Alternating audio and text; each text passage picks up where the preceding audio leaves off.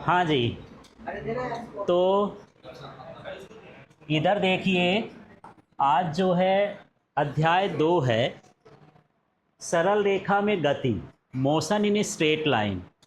लेकिन शुरू में जो हम पढ़ेंगे वो ज़्यादा काम की चीज़ें नहीं हैं एग्ज़ाम के दृष्टि से। एग्ज़ाम में ज़्यादा नहीं पूछी जाती हैं, लेकिन इसको आप समझेंगे नहीं तो आगे बनेगा भी नहीं। तो चलिए इसको देखते हैं। सबसे पहले मैं बात करता हूँ यांत्रिकी क्या होती है। कभी आप सुने होंगे कि आईटीआई वाला मैकेनिकल ब्रांच से कुछ आईटीआई कर रहा है, इंजीनियरिंग करने वाला मैकेनिकल से क्या करता है, इंजीनियरिंग करता है। वो मैकेनिकल होता क्या है, उसमें सिखाते क्या हैं, है ना। तो जिसमें हम बल के बारे में जानते हो, गति के बारे में जानते हो, इनके बीच का रिलेशन जानते हो, उसे हम क्या कहते हैं, यांत्रिकी कहते हैं। सिंपल सा है, ये जो पंखा घूम रहा है इसमें गति है, बिजली हम दे रहे हैं इसमें बल लग रहा है। माने इसको डिज़ाइन करने वाला जो इंजीनियर होगा वो कौन सा होगा, मैकेनिक्स से होगा, यांत्रिकी से होगा, मैकेनिकल होगा। इसमें इलेक्ट्रिक का सिस्टम लगा है, इससे इलेक्ट्रिक वाला इंजीनियर भी काम किया होगा। तो इसको बनाने वाले कितने होंगे, 2 लोग होंगे। दोनों का फील्ड अलग अलग है, इलेक्ट्रिकल इंजीनियर अलग होगा और मैकेनिकल वाला अलग होगा। मैकेनिकल वाला बताएगा कि इसमें गति कैसे होगी, बल कहाँ से लगेगा। इलेक्ट्रिकल वाला देखेगा बल हम दे देंगे करंट से, वो बताएगा। इस तरह से दोनों मिलकर के इसको डिज़ाइन करते हैं। तो संसार में जितनी भी चीज़ें हैं गति पर ही तो चल रही हैं। एक साइकिल से लेकर के एरोप्लेन तक बिना गति के हो सकती है, बिना बल के हो सकती है। माने ये फिजिक्स की बहुत बड़ी ब्रांच होती है गति की, है ना। हम भी तो चलते हैं, हमको भी बल की ज़रूरत है, हमारे में भी मैकेनिक्स लगा है ना। तो जिसमें हम बल का, गति का और इनके बीच का संबंध का अध्ययन करते हैं उस शाखा को क्या बोलता है, यांत्रिकी, मैकेनिक्स कहलाता है। तो मैकेनिक्स क्लियर हो गया। केवल आपको जानना है, याद नहीं करना है। बस इतना याद ध्यान रखना है, यांत्रिकी माने बल और गति, कुछ नहीं। किसका क्या क्या जानना है, बल और गति। बल के प्रभाव से हम किसी चीज़ को गति में ला सकते हैं, या गति में चलती हुई तो हम उसको रोक सकते हैं। जैसे आप साइकिल ही चलाते हो तो पैडल मारते हो माने बल लगाते हो, उसको रोकने के लिए ब्रेक लगाते हो, तब भी क्या लगाते हो, बल, है ना। तो बल के ही प्रभाव से गति को हम कम कर सकते हैं और क्या कर सकते हैं, ज़्यादा कर सकते हैं। तो इसका मुझे अध्ययन करना है कि ये बल क्यों लगा, गति क्यों ऐसा हो गई, ये सब कुछ हम किस में पढ़ेंगे, यांत्रिकी में। ठीक है, क्लियर हो गया। अब इस यांत्रिकी की भी 2 तरह की शाखा हो जाती है। एक होती है स्थैतिकी और एक होती है शुद्ध गतिकी, है ना। ये बोर्ड लगा है, हिलडुल नहीं रहा है, अपनी जगह से कहीं नहीं जा रहा है। ये दीवार खड़ी है, ये भी कहीं नहीं जा रही है। ये स्टैंड लगा है, ये भी कहीं नहीं जा रहा है। माने ये क्या है, स्थिर है। क्यों है भाई, ये स्थिर क्यों है, क्या वजह है कि स्थिर है। सब लग रहा है, बहुत सारा बल लग रहा है, पर इतना बल लग रहा है कि एक दूसरे को वो क्या कर दे रहा है, समाप्त कर दे रहा है। जैसे इस पेन, ये पेन है ना, इस पेन को ये खींचने लगे और मैं भी खींचूं, और ये पेन ना इधर जाए ना इधर जाए, यहीं रहे। बल तो लग रहा है, पर जितना बल मैं लगा रहा हूं उतना बल वो भी लगा रही है, तो ये अपने जगह पर क्या हो जाएगी, स्थिर हो जाएगी। तो ऐसा जरूरी नहीं कि स्थिर चीज में बल नहीं लग रहा है। भैया दीवार खड़ी है, गुरुत्वाकर्षण बल लगता है, मैं तो ऐसे खड़ा हो जाऊं, लकड़ी तो गिर जाती है, दीवार तो नहीं गिरती है, बैलेंस करके रखी है, इसके अंदर बल है ना। तो हम जब कोई स्थिर वस्तुओं का अध्ययन करते हैं, ये स्थिर क्यों है, तब वो क्या कहलाता है, स्थैतिकी। उसको हम क्या बोलते हैं, स्टैटिक्स। उस ब्रांच को क्या बोला जाता है, स्टैटिक्स होता है।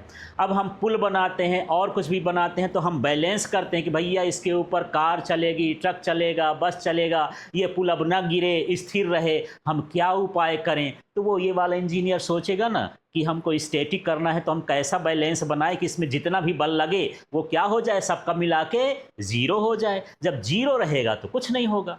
ठीक है। अब मान के चलो ये एक बॉक्स है, ये बॉक्स कहीं नहीं जा रहा है, इसमें बल नहीं लग रहा है, गुरुत्वाकर्षण बल लग रहा है। हमें इसको ऊपर उठाया हो तो ये लग रहा, हवा इसको धक्का दे रही तो वो भी लग रहा है, हर तरफ से घूम भी नहीं रहा है, माने सारे बल लग रहे हैं, लेकिन ये सभी बलों का मान क्या है? जीरो है ना। इसलिए ये क्या है? स्थिर है। तो कोई भी चीज को स्थिर रखने के लिए बल का मान क्या होना चाहिए? जीरो होना चाहिए। स्थिर वस्तु में बल लगता है कि नहीं लगता? लगता है, पर कुल बल क्या होता है? जितना भी लगता है वो क्या होता है? जीरो होता है। ठीक है, क्लियर हो गया। आप इस पेन को भी आप हवा में लटका सकते हो। एक पंखा जो ब्लोवर आता है जो हवा फेंकता है, इधर से हवा मारो उधर से हवा मारो, दोनों ऐसे बैलेंस आ जाएगा, यहीं पर लटकी रह जाएगी वो, हवा से ही क्या हो जाएगी? जैसे देखो ऐसे मारेंगे तो हवा से उड़ जाएगा, यदि मैं उधर से भी हवा मारूं तो ये कहाँ हो जाएगा? बीच में ना नीचे जाएगा ना ऊपर जाएगा, यहीं पर लटका रहेगा। बल तो लग रहे हैं पर दोनों बल एक दूसरे को ऐसा कर दिए हैं कि भैया हम बैलेंस करते, तुम शेर तो हम भी शेर, सवा शेर नहीं, ज़्यादा कम हो जाएगा तो गड़बड़ हो जाएगा। ठीक है, तो ऐसी को हम क्या बोलेंगे कि ये क्या है? स्टैटिक्स। समझ में आ गया। तो यदि हम वस्तुओं को, ऐसे वस्तुओं का अध्ययन करते हैं जो स्थिर होती है, तो ब्रांच कौन सी कहलाती है? स्टैटिक्स कहलाती है। फिर मैं बात करता हूं शुद्ध गति की, काइनेमेटिक्स। ये गति करती हुई वस्तुओं का अध्ययन करता है। गति क्यों हुई है उसका कारण नहीं जानना है। पंखा घूम रहा है पर क्यों घूम रहा है ये नहीं जानना है, कैसे घूम रहा है, कितना देर तक घूमेगा, किस गति से घूमेगा, कितने समय तक घूमेगा, ये यदि जानना है तो क्या बताएगा? ये ब्रांच कौन सी कहलाएगी? काइनेमेटिक्स। ठीक है, तो ये गति के बारे में जब हम अध्ययन करते हैं तो क्या कहलाता है? शुद्ध गतिकी या काइनेमेटिक्स। तो यांत्रिकी की कितनी शाखा हो गई? कौन कौन सी? स्टैटिक्स और काइनेमेटिक्स। ठीक, स्थैतिकी में हम क्या जानेंगे? स्थिर वस्तु। और काइनेमेटिक्स में क्या जानेंगे? गतिशील वस्तु। ये चैप्टर इन दोनों पर ही बेस्ड है, इसलिए हम यहाँ पर जान रहे हैं इसको, परिभाषा से ज़्यादा मतलब नहीं है। इतना समझ में आ गया? चलिए, अब यहाँ पर दूसरी यहाँ पर है, एक आ गई गतिकी, डायनेमिक्स। ये क्या होता है? इसमें हम कोई वस्तु गति करती है पर इसका कारण हम ध्यान देकर करते हैं, माने बिना कारण के हम जानना चाहते हैं। यदि कारण सहित है तो क्या कहलाया? शुद्ध गतिकी, और बिना कारण के है तो क्या कहला गया? गतिकी कहला गया। ठीक है, अब हम बात करते हैं विराम अवस्था, स्थिर अवस्था या रेस्ट की अवस्था। ठीक है, ये होती क्या है? वास्तव में इस संसार में कोई चीज़ गति में नहीं है और कोई चीज़ स्थिर भी नहीं। आप सोचते हो ये दीवार नहीं चल रही, आपको लगता होगा चल रही है, क्या नहीं चल रही है? ठीक है, आप अपने से तुलना करते हो, है ना। लेकिन ये नज़रिए पर डिपेंड करता है कि आप देखना कैसे चाहते हो। इस संसार में कोई चीज़ रुकी नहीं है, हर चीज़ चल रही है। मुझे ये बताना, यदि मैं बस में बैठूं, कहाँ बैठ गया मैं? बस में। बस के अंदर मैं बैठा हूं, है ना, और बस क्या हो रही है? चल रही है। तो मैं वहां पर कूद जाऊं तो बस के बाहर हो जाऊंगा क्या? ठीक है। पृथ्वी घूम रही कि नहीं घूम रही है? ठीक, पृथ्वी घूम रही है, पृथ्वी के ऊपर हो, तो यदि आप ऐसे कूद जाओ तो आप वही स्थान पर रहोगे कि दूसरे स्थान पर? अच्छा, तो चेक कर लेते हैं। एक फुटबॉल लेता हूँ बड़ी सी और आपको खड़ा कर दूँ और वो घूम रही हो और मैं बोलूँ कि आप कूद जाओ, तो वहीं पर कूदोगे कि अलग जगह कूदोगे? तो पृथ्वी तो घूम रही है, और पृथ्वी घूम रही है तो तुम जब कूदते हो या जंप कर लिए तो तुम्हारा स्थान बदलना चाहिए कि नहीं बदलना चाहिए? काहे नहीं बदलता है यार? नहीं यार, बहुत तेज घूमती है, 7.48 किलोमीटर पर सेकंड, एक सेकंड में 7 किलोमीटर चली जाती है। तो जब आप कूदोगे तो एक सेकंड तो हो जाएगा, आप 7 किलोमीटर दूर वहां पहुंच जाना चाहिए आपको, कछरवार हो गए है ना। वजह क्या है? वजह क्या है? अब दोनों कंडीशन को समझते हैं। आप बस में चढ़ो, बस की छत में कूदोगे तो बस कहाँ हो जाएगी? आगे बढ़ जाएगी, आप वहीं पर न गिरोगे। अब बस के अंदर घुस जाओ और बस के अंदर कूदो, क्या होगा? वहीं के वहीं रहोगे, है ना। जो पृथ्वी घूम रही है ये वायुमंडल सहित घूम रही है, धरती के साथ पूरा इकट्ठा घूम रहा है। जैसे आप बस भले चलती रह जाए, आप उसके अंदर कुछ भी करते रह जाओ, कूद भी जाओ, लेकिन कहाँ रहोगे? बस के अंदर। हम सभी लोग पृथ्वी के कहाँ हैं? अंदर हैं, बाहर नहीं हैं। इसलिए हमारी स्थिति नहीं बदल रही है। ठीक है, हम यहाँ खड़े होते हैं, हमको लगता है सूरज यहाँ से चल के वहाँ चला गया, चंद्रमा यहाँ था कुछ दिन यहाँ था। ठीक है, माने चंद्रमा हमको क्या दिखाई देता है? चलता हुआ।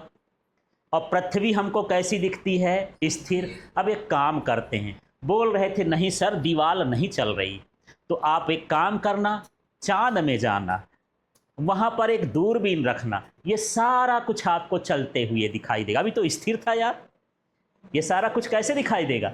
चलते हुए दिखाई देगा। पृथ्वी घूम रही है, जैसे आपको यहाँ से क्या दिखता है? चंद्रमा चलती दिखाई देती है, सूरज चलता दिखाई देता है। जब आप चंद्रमा में जाओगे तो ये भी आपको कैसा दिखाई देगा?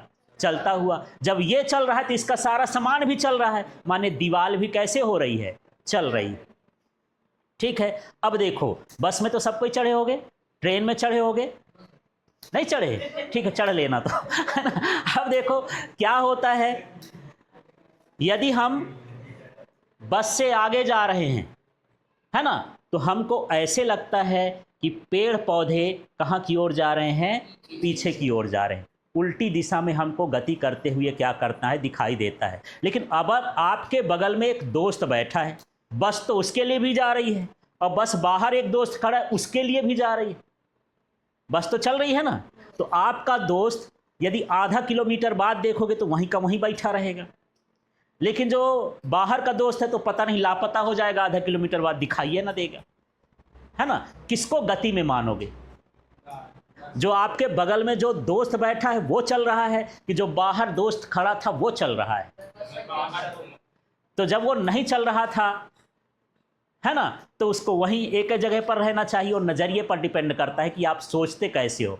ठीक है, एक हिसाब से देखोगे, जो आदमी बाहर खड़ा होगा वो बोलेगा बस चल रही है, जो अंदर होगा वो बोलेगा ये सारा कुछ क्या हो रहा है? चल रहा है।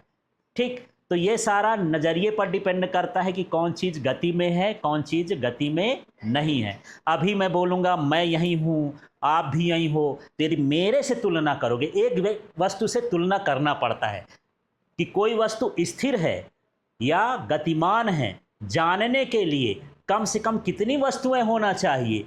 2, तभी मैं पता कर पाऊंगा कि आप स्थिर हो कि गतिमान हो। यदि दीवार से मैं सोचूं, आप चले जाओगे, दीवार यहीं रहेगी, तब आप किस में हो? गति में। ठीक है, अब एक काम करते हैं, मेरे साथ ही आप चलो, बगल में खड़े रहो। आधा घंटा पहले मेरे बगल में थे, आधा घंटा बाद भी मेरे बगल में हो, तुम मेरे सापेक्ष क्या हो? स्थिर हो कि गतिमान हो? ये बताओ। यदि तुम गतिमान होते तो आगे पीछे मैं हो जाता।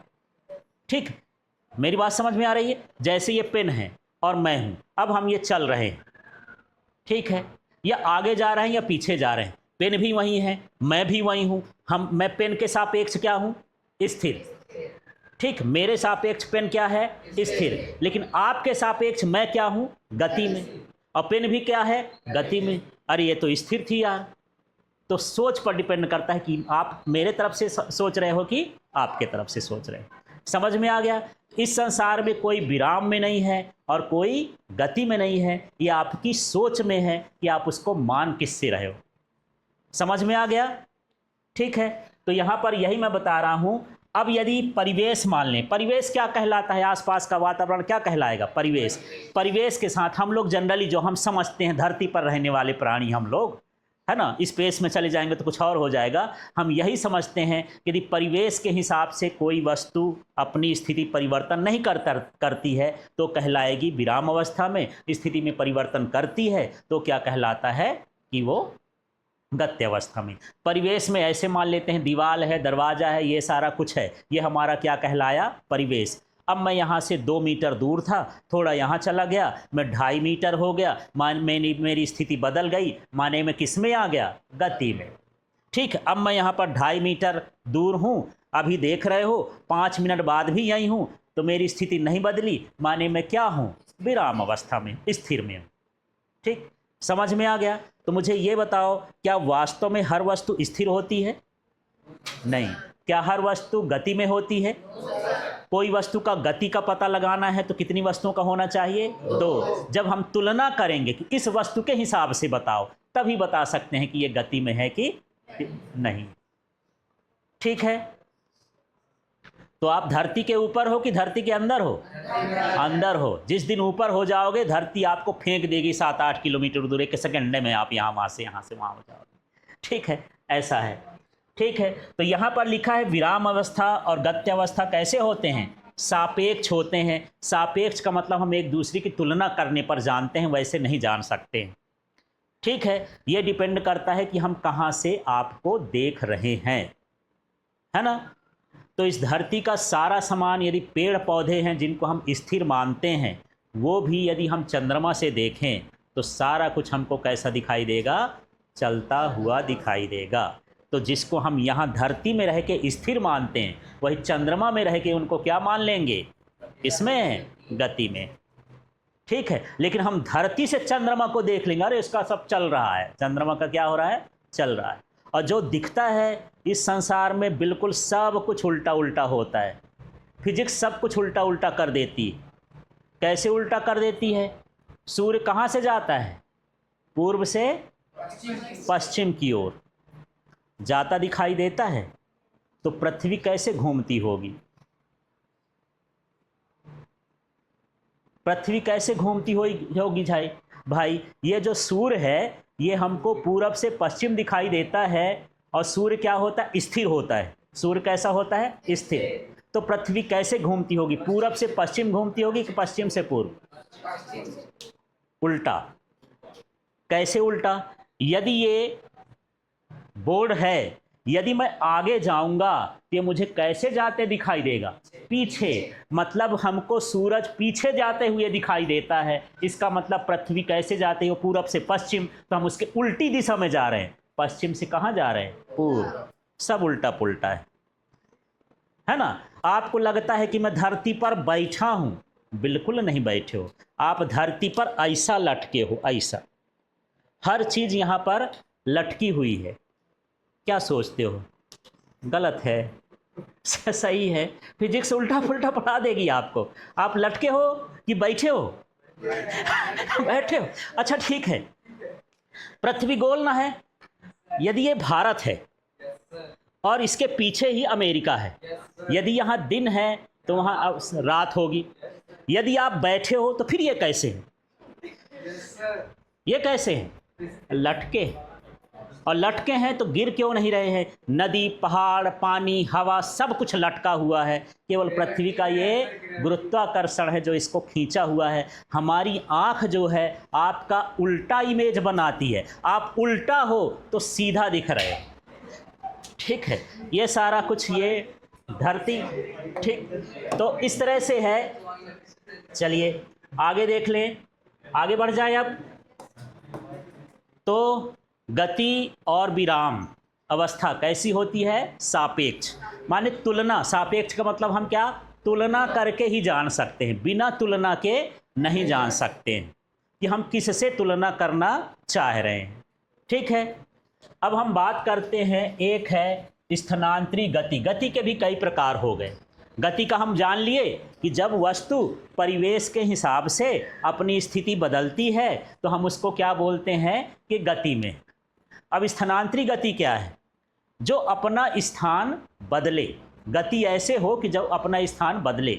जैसे आप अभी घर से आए, दूसरे स्थान पर आ गए, माने आप कौन सी गति करके आए? स्थानांतरीय गति कहला गए। ठीक, और एक ऐसा है जो अपना स्थान नहीं बदलता पर गति करता है। हाँ, घूर्णी गति होती है। जैसे पंखा है यार, घूम तो रहा है बेचारा, पर यहां से वहां नहीं भटक रहा है। चल रहा क्या? नहीं चल रहा। आपके साइकिल या गाड़ी में पहिया लगा है, वही एक्सल लगा है, वही वही घूम रहा है ना? गति तो है, घूम घूम के गति करता है। उसको कौन सी गति बोलते हैं? घूर्णी गति। क्या स्थिति बदल रही है? नहीं बदल रही। पहिए की स्थिति नहीं बदल रही। ठीक है, और एक ऐसा होता है जो दोलन करता है, इधर उधर क्या होता है, मटकते रहता है ना। जैसे झूला है, अब झूला जाओ, दो लोग बैठ जाओ, हाँ यार, एक ऊपर ऐसे नीचे ऐसे, अब झूला तो एक इधर और उधर हो रहा है। तो जब इधर उधर होता है बीच की कंडीशन से, तो हम उसको कौन सी गति बोल देते हैं, दोलनी गति, ऑसिलेटरी मोशन हो गया, ये घूर्णी गति हो गया। लेकिन कुछ ऐसी गतियां होती हैं जो मिक्स होती, हर तरह की गति उसमें क्या हो जाए, मिक्स, उसको हम क्या बोलेंगे, सामान्य गति, जनरल मोशन। कैसे, देखो आप साइकिल चला रहे हो तो पहिया कौन सी गति कर रहा है, घूर्णी। साइकिल का डिस्टेंस भी कवर कर रही, दूरी कवर कर रही है, कौन सी गति हो गई, स्थानांतरी। आप बड़ा स्टाइल मार के ऐसा ऐसा भी चल रहे हो, पहली बार पढ़ते हो, वो क्या हो गया, दोलनी हो गया। अब तीनों तरह की गति हो गई, वो कैसा हो गया, सामान्य गति हो गई। हमारा जो दिल है धड़कता है, थोड़ा से फूलता है, फिर सिकुड़ता है, फूलता है, सिकुड़ता है, ये क्या है, एक तरह की ये दोलनी गति हो गई। ठीक है, फिर ये खून हमारे नसों में बहता भी है, यहाँ से एक स्थान बदलता है, वो क्या कहला गई, स्थानांतरी गति।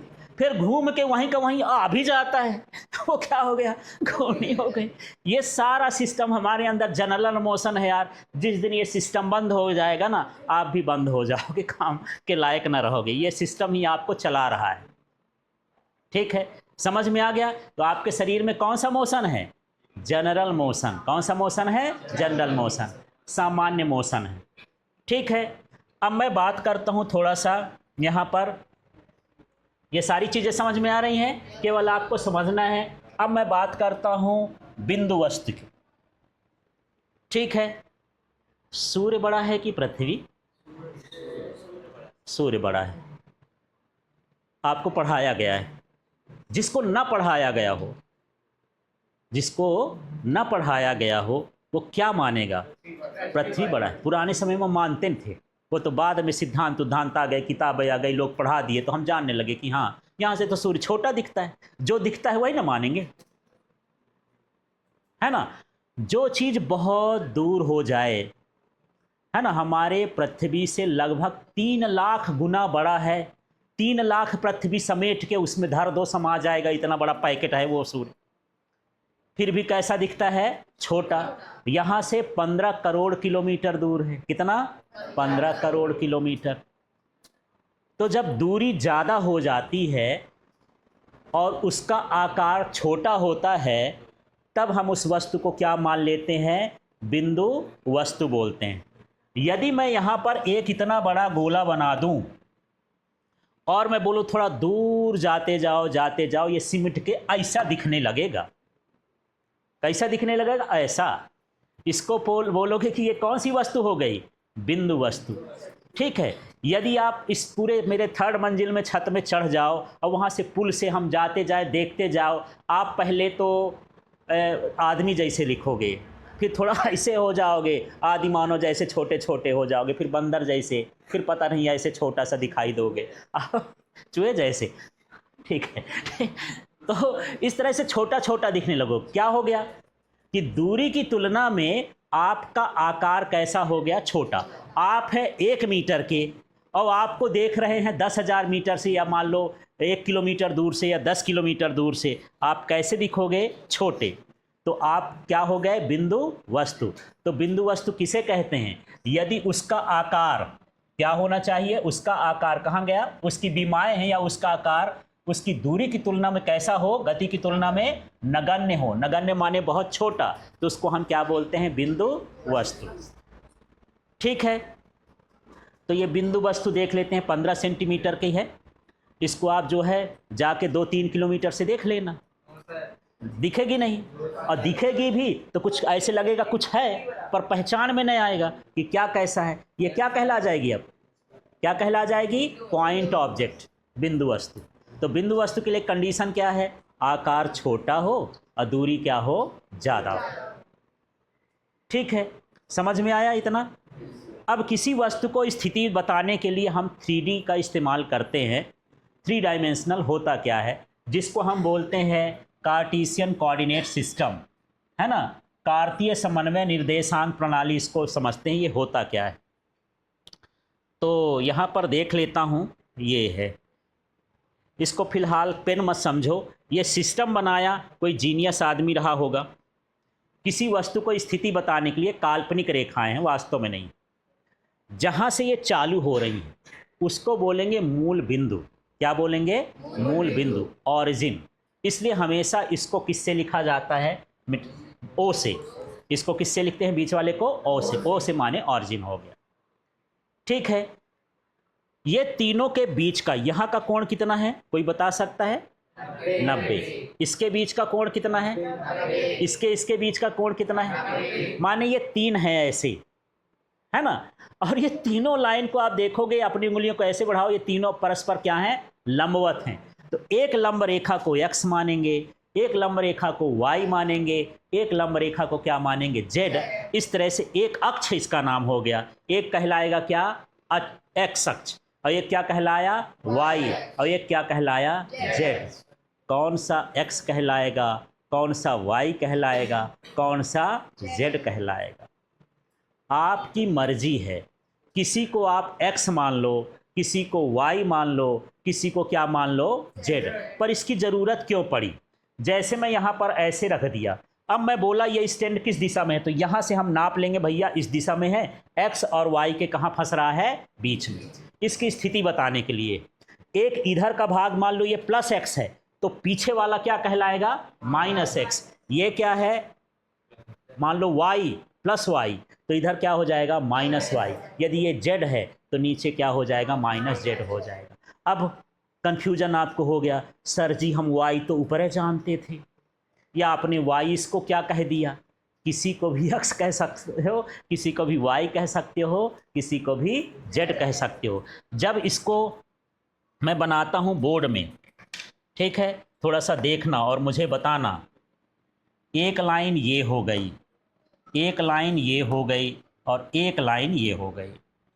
इस बिंदु का नाम क्या होता है? O, मूल बिंदु। इसमें एक क्या है? x, एक क्या है? y, एक क्या है? z। क्या फिक्स रहता है x? नहीं। सामान्यतः इस लाइन को हम x मानते हैं, इस लाइन को y मानते हैं, इस लाइन को z मानते हैं, पर फिक्स नहीं रहता है। कहीं उल्टा उल्टा भी लिख दे तो मत बोल देना गलत, नहीं, सही है।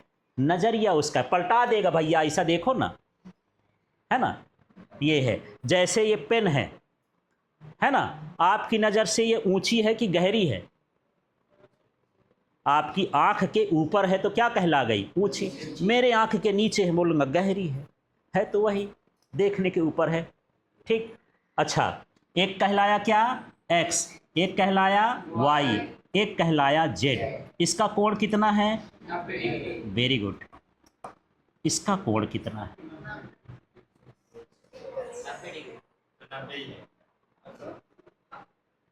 ठीक है।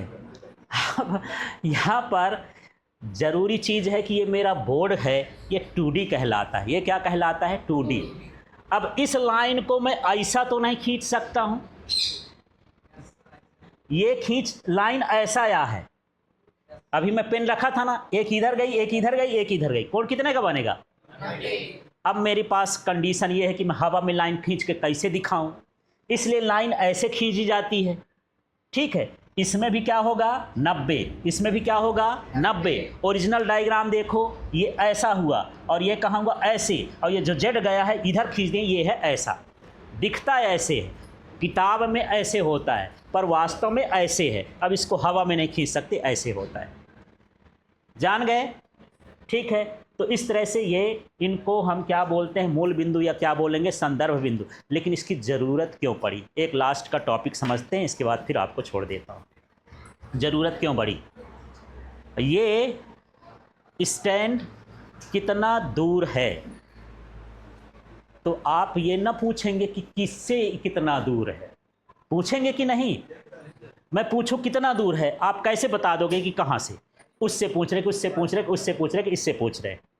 ठीक है, जहाँ से आप इसको मान लोगे कि नहीं इस कोने से कितना दूर है, तो यही इसका क्या कहला जाएगा, मूल बिंदु कहला जाएगा। और यहीं खींचोगे एक x एक y और एक खींचोगे z, फिर बता दोगे कि ये मूल बिंदु से इस दिशा में इधर की ओर है। ठीक है, तो जहां से नापना चालू करते हो वही आपका क्या कहलाता है, संदर्भ बिंदु। तो संदर्भ बिंदु फिक्स होता है क्या, मानने के ऊपर। मेरे से मान नाप के बताओ, बोलेगे सर यहाँ से ये 2 मीटर है और ये x की ओर है। कहाँ की ओर है, x की ओर। मैं बोला नहीं मोबाइल कहाँ है, तो बोले सर ये आपकी जगह से 1 मीटर ऊपर है, माने कहाँ की ओर है, y की ओर। ठीक है, इस तरह से दिशा बताने के लिए। तो आज जितना भी हम देखें ये सारी चीज़ें बेसिक हैं, इनको विशेष याद नहीं करना है, केवल समझने के लिए है। कल से हम इस चैप्टर की शुरुआत करेंगे जो इसके टॉपिक्स हैं। ठीक है।